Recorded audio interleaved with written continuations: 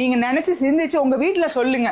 உங்க வேட்பாளர் யாருன்னு பாருங்க. சௌமியா அன்புமணின்னு கிடையாது, உங்களுக்கு யாரை பிடிக்குதோ உங்களுக்கு வாக்கு செலுத்துங்க. ஆனா அந்த வேட்பாளர் நம்மளுக்கு வந்தா செய்வாங்களா, நம்ம குடும்பத்துக்கு செய்வாங்களா, நம்ம பசங்களுக்கு செய்வாங்களா அப்படிங்கறத மட்டும் நீங்க நினைவுல வச்சுக்கோங்க.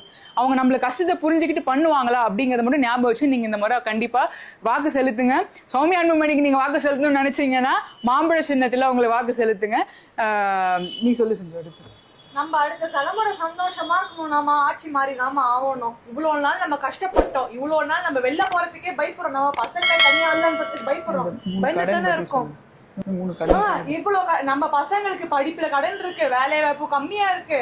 அப்புறம் இப்ப நம்ம சுய உதவி கூட்டம்லாம் இருக்கு இல்லைங்க, நம்ம குழுவுக்குலாம் வந்து நம்ம கடன் தான் இருக்குல்ல. அப்புறம் விவசாய கடன், இந்த எல்லா கடனும் தள்ளுபடி பண்ணுவாங்கன்னு இப்ப நம்ம அதிமுக அறிவிச்சிருக்காங்க. கல்வி கடன், விவசாய கடன், அப்புறம் அந்த மகளிர் சுய உதவி குழுல அவங்க நீங்க கடன் வாங்குனீங்க அது எல்லாத்தையுமே நாங்க தள்ளுபடி பண்ணுவோம்னு சொல்லிட்டு அறிவிச்சிருக்காங்க.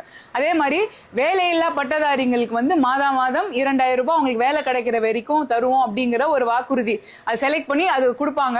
ஆனா அதை வந்து 5000 உயர்த்தணும்னு பாட்டாளி மக்கள் கட்சி வந்து அந்த இடத்துல நாங்க வலியுறுத்துவோம். அது மக்களுக்கு ரொம்ப நாளா வேலை கிடைக்காம இருக்கிற வேலையில்லா பட்டதாரிகள் இது எல்லாமே வாக்குறுதியில இருக்கு. நாங்க உங்களுக்கு இது எல்லாமே தரோம்க்கா, நீங்க அதை படிங்க, இது வீட்டுக்கு எடுத்துட்டு போங்க, உங்களுக்கு தெரிஞ்சவங்களுக்கு சொல்லுங்க, பக்கத்துல இருக்கவங்களுக்கு சொல்லுங்க. ஏன்னா இந்த முறை நம்ம இந்த வாய்ப்பை விட்டுறக்கூடாது. நம்ம விட்டுட்டோம்னா திரும்ப 5 வருஷம் வந்து இதே கஷ்டத்தோட இன்னும் 5 வருஷமும் நம்ம இதே மாதிரி மூச்சு புடிச்சு தண்ணி கொடுக்க எது உங்களுக்கு கிடைக்காது. குற்றங்கள் அதிகமாயிடும். அதுக்கப்புறம் கரண்ட் பில்லு கட்டணும், எதுவுமே காசு இது உங்களுக்கு காசு மட்டும் நீங்க எல்லாத்தையும் கொடுத்துட்டு கடல்ல இருக்கிற மாதிரி தான் வச்சிருப்பாங்க இந்த ஆட்சியாளர்கள். அது மட்டும் நீங்க நம்ம பசங்களுக்காக தான் சொல்றேன். அவங்க நல்லா படிக்கணும், நல்ல வேலை வாய்ப்பு தரணும், இங்க தொழிற்சாலைகள் அமைக்கப்படும். சிப்காட் வந்து 20 வருஷம் சிப்காட்னு அனௌன்ஸ் பண்ணிட்டு இன்னும் ஒரு ஃபேக்டரி கூட கட்டாம வச்சிருக்காங்கன்னா அப்ப எந்த அளவுக்கு வந்து இந்த மக்கள் மேல அவங்க ஒரு வெறுப்புல இருந்தா அந்த ஆட்சியாளர்கள் அது கொண்டு வர மாட்டாங்க பாருங்க. எல்லா நம்ம பசங்களாம் எங்க வேலைக்கு போகுதுங்க, எல்லாம் பகுதி மாவட்டத்துக்கு போகுதுங்க. ஏன்னா இங்க வேலை வந்து இங்க இல்ல அங்கதான் இருக்கு, பெங்களூர் இருக்கு, கிருஷ்ணகிரி.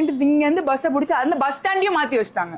இங்க அதுக்குமே நீ வந்து செலவு பண்ணிட்டு போ, ஆனா நீ உனக்கு வந்து இங்க எல்லாம் உனக்கு இருக்கக்கூடாது அப்படின்னு.